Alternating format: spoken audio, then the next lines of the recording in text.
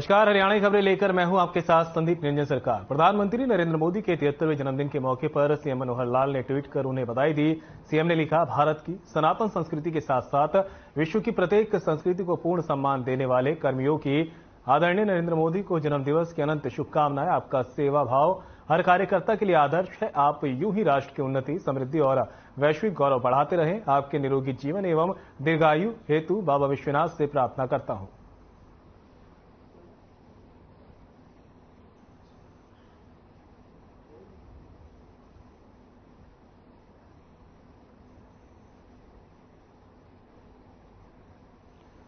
तो सीएम मनोहर लाल ने पीएम मोदी के 73वें जन्मदिन पर उन्हें बधाई दी है। ट्वीट कर ये बधाई दी गई। लिखा कि उनकी दीर्घायु के लिए प्रार्थना करता हूं। साथ ही कहा कि उनका सेवा भाव हर कार्यकर्ता के लिए एक आदर्श के समान है।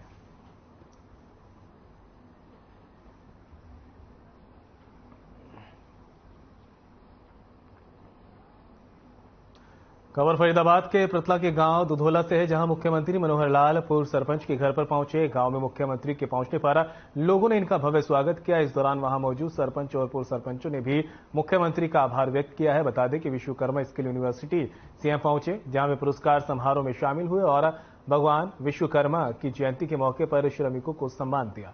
बता दें कि सीएम के साथ पूर्व कैबिनेट मंत्री विपुल गोयल, पूर्व विधायक टेकचंद शर्मा और मौजूदा विधायक नैनपाल रावत, प्रवीण डागर सहित तमाम नेता मौजूद रहे।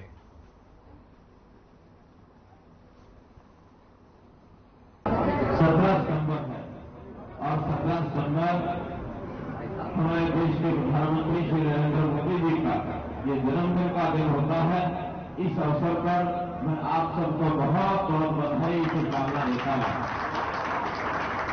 और प्रभु से प्रार्थना करता हूं कि अपने प्रिय प्रधानमंत्री उनकी आयु लंबी हो और देश की सेवा एक प्रधान सेवक के नाते जैसे पहले कर रहे हैं, इसी प्रकार से लंबे समय तक देश की वो सेवा करते रहें। यही प्रभु से प्रार्थना हम सब लोग करेंगे। यहां तक एक और दूसरा विषय, आज विश्वकर्मा दिवस भी है। भगवान विश्वकर्मा का भी आज जयंती का दिन ऐसा माना जाता है और इस दिन को राष्ट्रीय श्रमिक दिवस ये हम कहते हैं। और इस इलाके का एक बहुत ही एक सौभाग्य का विषय है कि भगवान विश्वकर्मा के नाम से एक जो विश्वविद्यालय, कौशल विश्वविद्यालय, जिसको हमने यहाँ शुरू किया और जिसके लिए मुख्यमंत्री मनोहर लाल पलवल की विश्वकर्मा यूनिवर्सिटी कार्यक्रम में शामिल होने से पहले फरीदाबाद के प्रतला विधानसभा क्षेत्र के गांव दुधोला के पूर्व सरपंच के घर पहुंचे, जहां क्षेत्र के विधायक नैनपाल ने तमाम मौजूदा और पूर्व सरपंचों सहित मुख्यमंत्री का स्वागत किया और आभार व्यक्त किया। इस मौके पर मुख्यमंत्री ने प्रधानमंत्री नरेंद्र मोदी को उनके 73वें जन्मदिवस पर खुशी जाहिर करते हुए बधाई दी और उनकी लंबी उम्र की कामना की।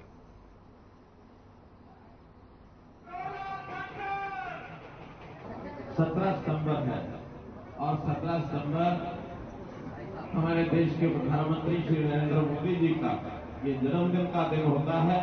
इस अवसर पर मैं आप सबको बहुत बहुत बधाई शुभकामना देता हूं और प्रभु से प्रार्थना करता हूं कि अपने प्रिय प्रधानमंत्री उनकी आयु लंबी हो और देश की सेवा एक प्रधान सेवक के नाते जैसे पहले कर रहे हैं, इसी प्रकार से लंबे समय तक देश की वो सेवा करते रहें।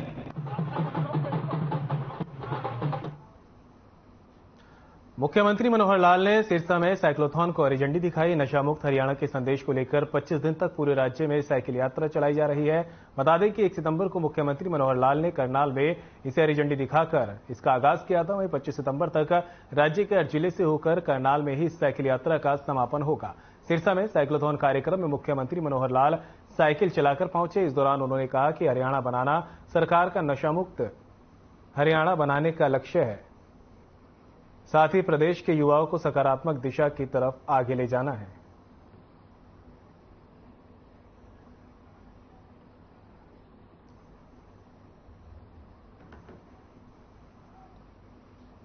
वहीं हरियाणा के चरखी दादरी में जेजेपी की नवसंकल्प रैली अनाज मंडी में आयोजित की गई, जिसमें लोगों की भारी भीड़ उमड़ी। रैली में बाढ़ड़ा विधायक नैना चौटाला के बाद पार्टी के संस्थापक अध्यक्ष डॉक्टर अजय चौटाला के साथ डिप्टी सीएम दुष्यंत चौटाला और जेजेपी के प्रदेश अध्यक्ष सरदार निशान सिंह मंच पर पहुंचे। रैली में कार्यकर्ताओं और नेताओं ने उनका जोरदार स्वागत किया।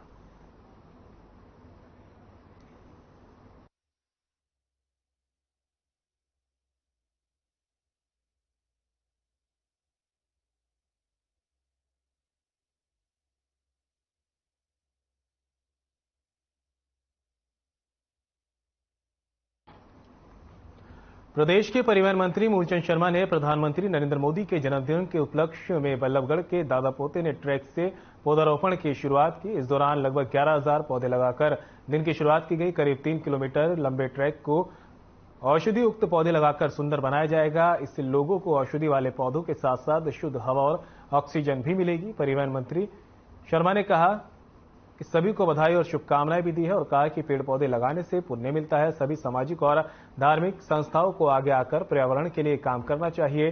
बच्चों ने भी पौधा लगाकर पर्यावरण सुरक्षा का संदेश दिया।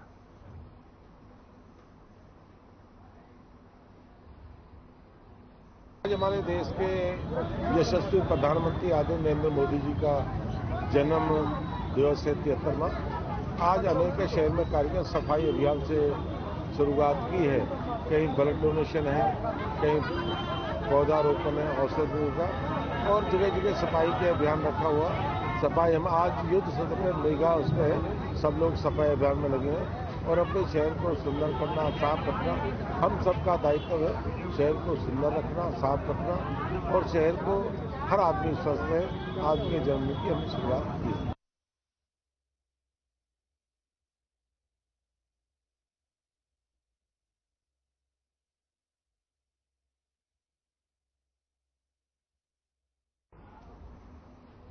हरियाणा के कृषि मंत्री जेपी दलाल ने भिवानी का दौरा किया। जेपी दलाल ने पीएम मोदी को जन्मदिन की बधाई देते हुए कहा कि इस बार डीएपी खाद की कमी नहीं आने दी जाएगी। साथ ही कहा कि जल्द बाजरे और धान की सरकारी खरीद होगी और भावांतर योजना में किसी में गड़बड़ी की तो एफआईआर दर्ज की जाएगी। बता दें कि कृषि मंत्री जेपी दलाल भिवानी में अपने आवास पर जनता दरबार लगाकर लोगों की समस्याएं सुन रहे थे। इस दौरान उन्होंने संबंधित अधिकारियों को फोन कर तुरंत समाधान के निर्देश दिए। इसके बाद वो मीडिया से रूबरू हुए और किसानों के मुद्दे को समस्याओं के साथ फसल खरीद मुआवजे की जानकारी दी।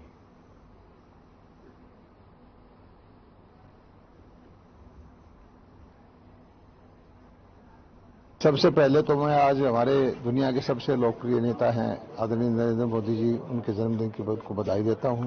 प्रभु से प्रार्थना करता हूं कि वो दीर्घायु हो और देश की जनता की लंबे समय तक सेवा करें। जहां तक किसानों की बात है, बाजरा और धान की खरीद जल्दी करने वाले हैं। हमने धान के लिए भारत सरकार से इजाजत मांगी है कि 20 तारीख से खरीद कर दें और कल मैं जा रहा हूं, उसका भी बाजरे की खरीद की व्यवस्था करके जल्दी से जल्दी शुरू कराएंगे। अंबाला के एसडी कॉलेज में भारत सरकार ने प्रधानमंत्री विश्वकर्मा योजना लॉन्च कार्यक्रम का आयोजन किया। इस कार्यक्रम में उपभोक्ता मामले, खाद्य और सार्वजनिक वितरण राज्य मंत्री साध्वी निरंजन ज्योति मौजूद रही। निरंजन ज्योति मुख्य अतिथि के रूप में उन्होंने शिरकत की है। वहीं अंबाला पहुंचने पर मुख्य अतिथि का शॉल और पौधा देकर स्वागत किया गया। इस मौके पर अंबाला उपायुक्त डॉक्टर शालीन, अंबाला एसपी जशनदीप सिंह रंधावा समेत अन्य प्रशासनिक अधिकारी मौजूद रहे। बता दें कि कार्यक्रम की शुरुआत दीप प्रज्वलित कर की गई है। इस मौके पर प्रधानमंत्री द्वारा वीडियो कॉन्फ्रेंसिंग के माध्यम से इस योजना का शुभारंभ किया गया।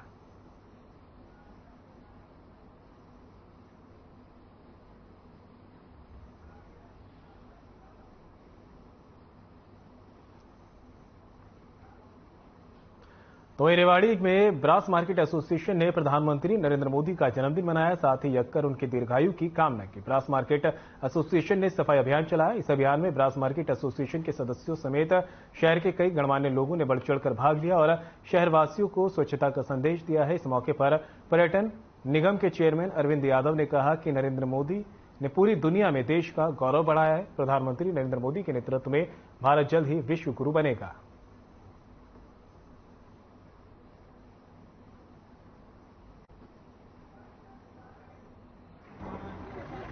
भारत के प्रधानमंत्री नरेंद्र मोदी जी का आज 73वां जन्मदिन है और उन्हीं के जन्मदिन के उपलक्ष्य में यहाँ ब्रास मार्केट एसोसिएशन की तरफ से यज्ञ का आयोजन किया गया था, हवन किया है। और अभी शहर के सब गणमान्य लोग यहाँ इस हवन यज्ञ के अंदर उपस्थित थे, तो सबने उनके दीर्घायु होने की कामना की है और उनका जो प्रताप है वो ईश्वर इतना बढ़ाए कि वो जो दुनिया का नेतृत्व अभी उन्होंने G20 में किया है वो पूरा विश्व उनकी ओर देख रहा है। और ऐसा यशस्वी इस भारत माता का बेटा पैदा हुआ है इस भारत माता की मिट्टी के ऊपर। तो वहीं नू हिंसा के आरोप में फिरोजपुर झिरका विधायक मामन खान को 2 दिन की पुलिस रिमांड पूरी होने के बाद एसआईटी ने दोबारा नू जिला कोर्ट लेकर पहुंची, जहां कोर्ट ने मामले की सुनवाई के बाद मामन को फिर से 2 दिन की पुलिस रिमांड पर भेज दिया है। वहीं बता दें कि इससे पूर्व शुक्रवार को जिला कोर्ट में मामन खान को पेश किया गया था। मामन खान को इसके बाद कोर्ट ने 2 दिन की पुलिस रिमांड पर भेज दिया था। वहीं मामन खान के वकील ताहिर हुसैन देवला ने कहा कि आज मामन खान को कोर्ट 2 दिन की पुलिस रिमांड के बाद पेश किया गया है। उन्होंने कहा कि आज पुलिस ने मामन खान को 4 केसों में पेश किया है। ताहिर हुसैन ने कहा कि 3 नए केस और मामन खान के ऊपर लगाए गए हैं। 149, 137, 148 और 150 के 4 नए मामले मामन खान पर लगाए गए हैं। 149 नंबर के मामले पर आज मामन खान को 2 दिन की रिमांड के बाद पेश किया गया है। 137 नंबर के मामले में पुलिस ने 5 दिन का रिमांड मांगा था, जिस पर अब कोर्ट द्वारा पुलिस को 2 दिन का रिमांड दिया गया है। मामन खान के वकील ने कहा कि इस पूरे मामले में आज मामन खान को राजनीतिक षड्यंत्र के तहत फंसाया जा रहा है।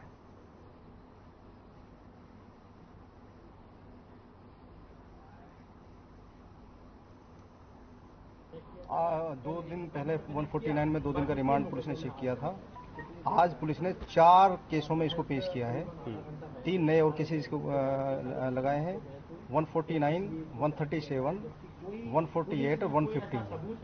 वो 149 में जिसमें पेश किया था 2 दिन पहले, जिसमें रिमांड लिया था, उसमें जुडिशियल कस्टडी की डिमांड की थी पुलिस ने, वो जुडिशियल कस्टडी अलाउ कर दी। और 148 में और 150 में उनमें भी जुडिशियल रिमांड की अलाउ किया है। 137 में 5 दिन का पुलिस रिमांड मांगा था और कोर्ट ने दोनों पार्टीज को सुन करके 2 दिन के लिए अलाउ कर दिया।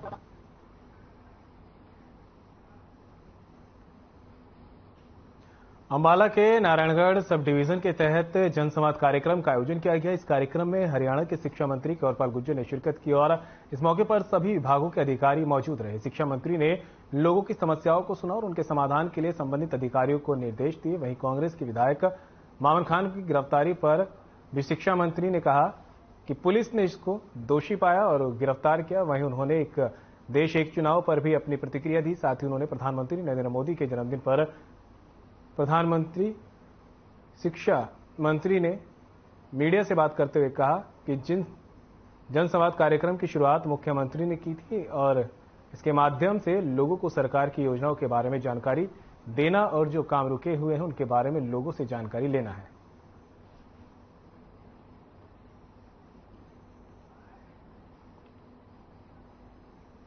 देखिए, कुछ विपक्षी पार्टियां जो आज ये मामला उठा रही है ना जी, तो ये कोई मुद्दा आज का मुद्दा नहीं है। 1983 में चुनाव आयोग ने ही पत्र लिखा था सरकार को कि सारे जो चुनाव हैं वो एक साथ होने चाहिए, और उसके बाद भी जो 2 कमेटियां हैं उन्होंने भी इस प्रकार का लेटर सरकार को लिखा। तो उसके बाद मैं समझता हूं कि अच्छा है अगर सारा का सारा चुनाव, अब कुछ लोग कहते हैं हो नहीं सकता ऐसा, लेकिन 1987 तक इसी देश में सारे चुनाव इसी प्रकार से रहते, सारे चुनाव इकट्ठे ही होते थे। तो उसके बाद 1987 के बाद जो सभी सरकारें बनी और वो पूरा टाइम नहीं चल सकी, उसके बाद इस प्रकार से टूट फूट होती रही और लंबे टाइम तक ऐसे ही चलता रहा कि मिली जुली सरकारें बनी, उन्हें अपना टाइम पूरा नहीं किया, उसके कारण हुआ। इंडियन नेशनल लोकदल के नेता और ऐलनाबाद विधायक अभय सिंह चौटाला अंबाला पहुंचकर कार्यकर्ता और अधिकारियों से मिले, साथ ही मीटिंग की। अंबाला पहुंचने पर कार्यकर्ताओं ने फूल माला पहनाकर उनका स्वागत किया। साथ ही कई लोगों ने इनेलो का दामन भी थामा। वहीं 25 सितंबर को कैथल में होने वाली सम्मान दिवस रैली का न्योता भी उन्होंने दिया। अपने संबोधन में कांग्रेस पर तंज कसते हुए कहा कि पहले उनके नेताओं की गुटबाजी अखबारों में नजर आती थी, लेकिन अब सड़कों पर भी नजर आने लगी है। कांग्रेस ने हाथ से हाथ जोड़ो यात्रा इनेलो की परिवर्तन पदयात्रा से सीख लेते हुए शुरू की थी, लेकिन इनकी गुटबाजी के चलते यह हाथ से हाथ जोड़ो नहीं बल्कि हाथ से हाथ तोड़ो यात्रा थी। वहीं गठबंधन सरकार पर निशाना साधते हुए कहा कि सरकार ने नू में भाईचारा तोड़ने की कोशिश की, हिंदू मुस्लिम को बांटने की कोशिश की गई।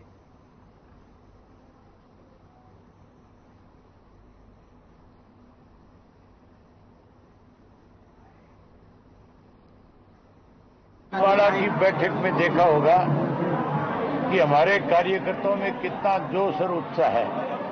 मैं पहली बार देख रहा हूं अम्बाला के अंदर कि इतनी बड़ी संख्या में कार्यकर्ता है।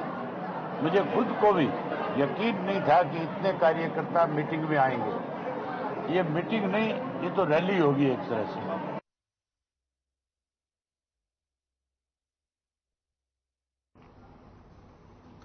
तो वहीं इनेलो महासचिव अभय सिंह चौटाला कुरुक्षेत्र पहुंचे, जहां उन्होंने 25 सितंबर को कैथल में होने वाली रैली को लेकर कार्यकर्ताओं को न्योता दिया।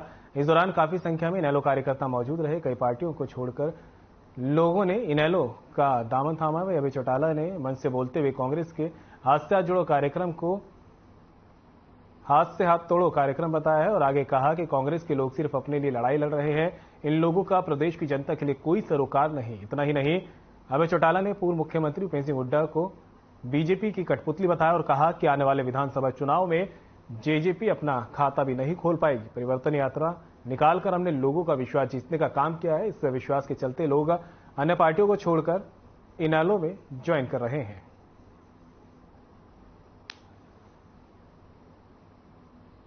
हमारी 25 तारीख को सम्मान दिवस रैली होने जा रही है।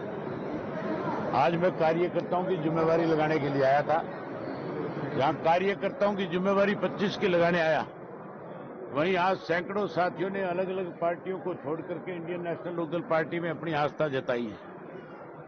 25 की रैली जो है, सम्मान दिवस है, वो ऐतिहासिक होगा।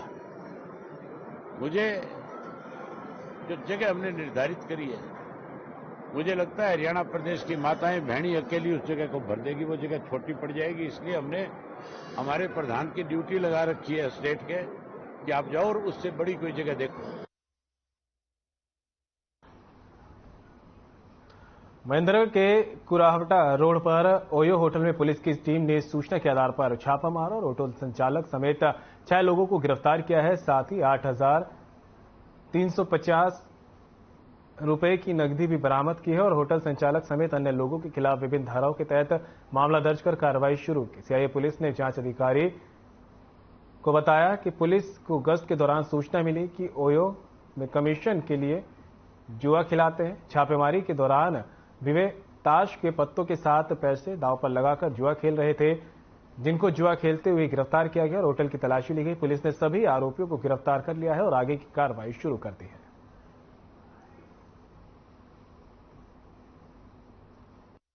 हमारे एसपी साहब के आदेशानुसार जगह जगह अलग अलग टीमें अपराधों की रोकथाम के लिए गठित की गई हैं। जो आज महेंद्रगढ़ सीआईए को सूचना प्राप्त हुई कि गुरावटा रोड पर ओयो होटल के अंदर होटल का मालिक जुआ खिलाता है, उच्च अधिकारियों की परमिशन के द्वारा राज ओयो होटल में आज रेड की गई। जो 5 व्यक्ति जुआ खेलते हुए काबू किए गए, जिनके कब्जा से 83,500 रुपए व ताश के पत्ते बरामद हुए हैं, जिनको गिरफ्तार किया गया है। वह होटल मालिक के खिलाफ भी कार्रवाई की। मामला फरीदाबाद से है, जहां देर रात पुलिस एनकाउंटर में एक युवक की मौत हो गई। युवक के ऊपर लूट समेत छीना झपटी के 4 मामले दर्ज हैं। वहीं मृतक के परिजनों का आरोप है कि पुलिस ने उनके बेटे की हत्या की है। पुलिस का कहना है कि देर रात उन्हें इस बात की सूचना मिली थी कि बबलू अपने 2 अन्य साथियों के साथ मिलकर किसी वारदात को अंजाम देने जा रहा है, जिसके बाद पुलिस ने उसका पीछा किया और उनके रुकने के लिए कहा। पुलिस के मुताबिक जब उन्होंने गाड़ी में सवार तीनों युवकों को रुकने के लिए कहा तो उन्होंने पलटकर क्राइम ब्रांच की टीम पर फायरिंग कर दी और इसके बाद पुलिस ने उनका पीछा किया और बाद में जब रोकने की कोशिश की तो एनकाउंटर के दौरान पुलिस की युवक की मौत हो गई है। पुलिस के मुताबिक मृतक के पास से एक कट्टा बरामद हुआ है। पुलिस के मुताबिक आरोपी 2 मामलों में गिरफ्तार हुआ था, जबकि 2 अन्य मामलों में फरार चल रहा है।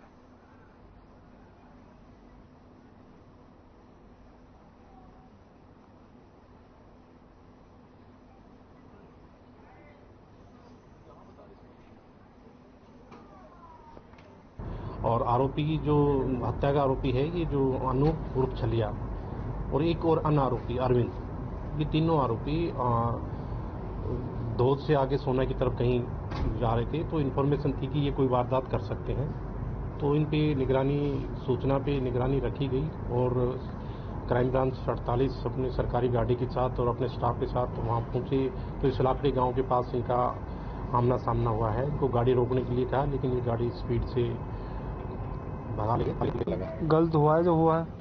आपको कितने बजे सूचना मिली? सुबह पता लगी है जी, सुबह पता लगी और कैसे एनकाउंटर कर दिया। आप कौन है बबलू के? मैं छात्र रहता हूँ उसका जी। अच्छा, क्या करता था बबलू? बबलू कुछ नहीं, खेती बाड़ी कबड्डी खेलता था जी, कबड्डी खिलाड़ी था, सर्कल कबड्डी का। अच्छा।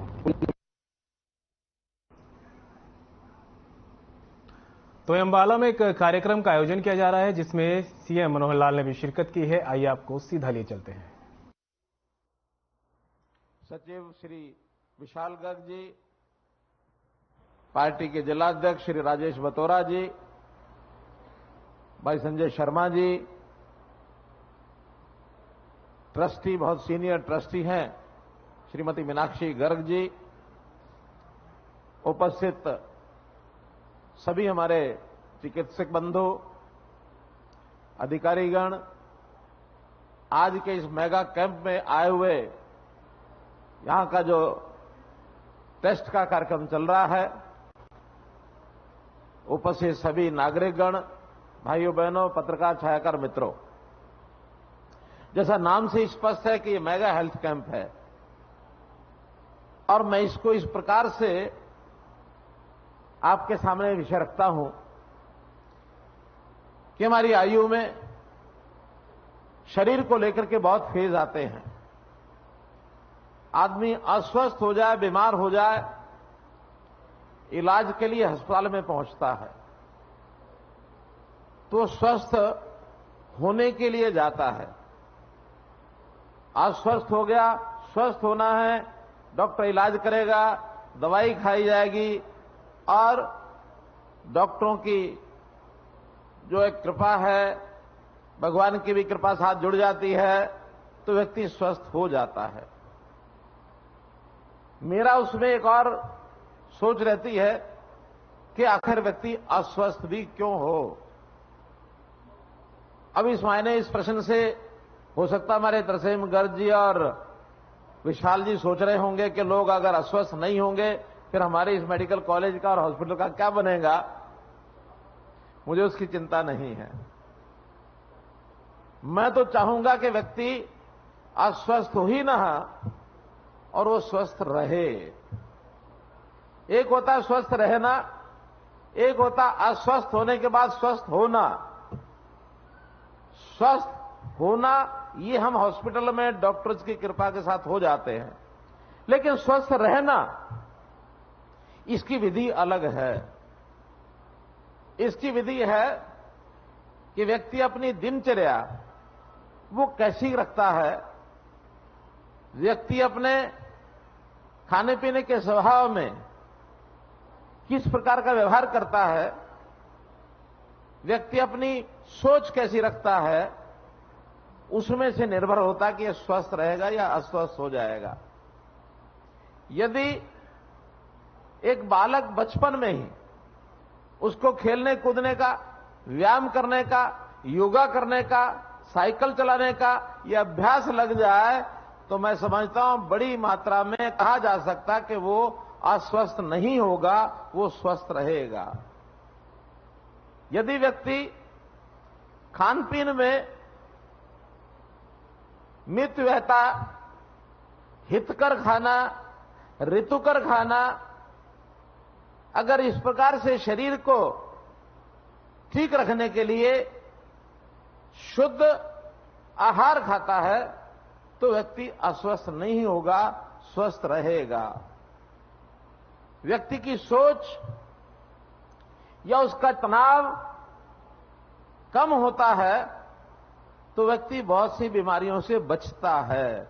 व्यक्ति स्वस्थ रहेगा, अस्वस्थ नहीं होगा। अब ये निर्णय हमने करना है कि हम स्वस्थ रहना चाहते हैं या अस्वस्थ होकर के स्वस्थ होना चाहते हैं। एक बहुत बड़ा ये अंतर है।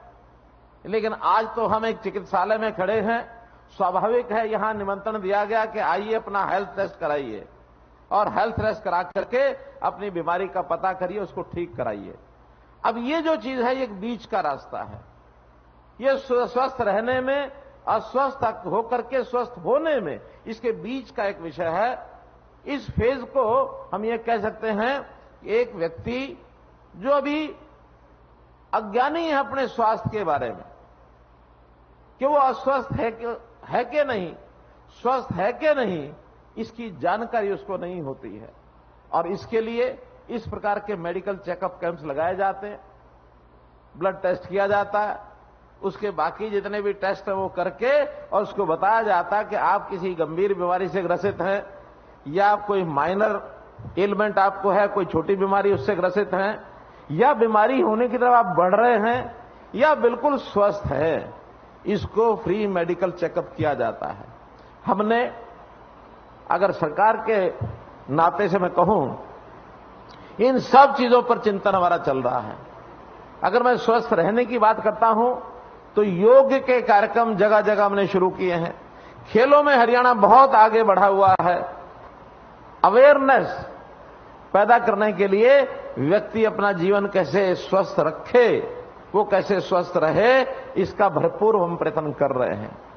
और जहां तक अस्वस्थ हो जाए उसको ठीक करने के लिए, जैसा भी कहा गया है कि हम मेडिकल कॉलेजेस ज्यादा बनाएं, डॉक्टर्स तैयार हो, नर्सेज तैयार हो, पैरामेडिक स्टाफ तैयार हो, फिर ज्यादा हॉस्पिटल बनाए जाए, जिला स्तर पर, ब्लॉक स्तर पर, नीचे गांव स्तर पर भी, ताकि एक व्यक्ति अस्वस्थ हो गया उसको इलाज उसके घर के नजदीक मिल जाए।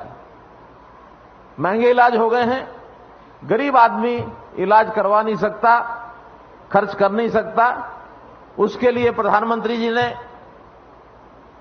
योजना शुरू की, आयुष्मान भारत। हमने आयुष्मान भारत में उसको थोड़ा और विस्तार दिया, उसमें चिरायु हरियाणा इसको साथ जोड़ करके और उसका विस्तार किया है। 1,80,000 रुपए तक की जिनकी आय है उनके लिए ये फ्री है। बाद में विचार आया कि इससे ऊपर की जो आय के लोग हैं उनको भी थोड़ा प्रीमियम लेके किया जाए। अभी इस महीने की 1 तारीख को हमने नया कार्यक्रम शुरू किया कि 1,80,000 से लेकर 3 लाख रुपए तक की आय, अर्थात महीने का 25,000 रुपए की जिसकी आय है, उनके लिए भी प्रीमियम के रूप में सिर्फ 1,500 रुपया साल, 125 रुपया महीना, इतना लेकर के उनको 5 लाख रुपए का स्वास्थ्य बीमा कराया जाए। वो योजना हमने चालू की है ताकि एक मध्य वर्गीय परिवार के लोग भी थोड़ी राशि देकर के इसमें आगे सम्मिलित हो सकते हैं। अब ये योजना स्वस्थ होने में और स्वस्थ रहने में 2 योजनाएं हैं। अब आ गया बीच का विषय जो हेल्थ चेकअप का यहां चल रहा है। इसके लिए भी हरियाणा सरकार ने योजना बनाई है। उस योजना का नाम है निरोगी हरियाणा। और ये निरोगी हरियाणा हर एक व्यक्ति का चेकअप, आबादी हमारी 2,80,00,000 है। बहुत लोग तो हैं जो हेल्थ कॉन्शियस हैं, साधन संपन्न हैं, वो अपने टेस्ट कराते रहते हैं, लेकिन थोड़ी मात्रा है। ज्यादा लोग ऐसे हैं जो इस प्रकार का चेकअप करा नहीं पाते। तो एक सिरे से सब लोगों के हेल्थ चेकअप 2 साल में एक बार हो जाए, इस प्रक्रिया को हमने प्रारंभ किया है। सरकार का इंफ्रास्ट्रक्चर अपने आप में इतना नहीं है कि सबका चेकअप जल्दी हो सके। इसमें हमने प्राइवेट कंसर्न जो है उनको भी साथ जोड़ रहे हैं ताकि सब लोग साल में यानी 2 साल में एक बार हेल्थ चेकअप कराएं, ताकि कोई प्रारंभिक बीमारी, छोटे बच्चे होते हैं, स्कूल गोइंग, कॉलेज गोइंग, कई बार उनके शरीर के अंदर कोई ऐसा बीमारी पनप रही होती है, बहुत प्रारंभिक स्टेजेस पर होती है, जानकारी नहीं। फिलहाल बुलेटिन में मेरे साथ इतना ही, दीजिए इजाजत, नमस्कार।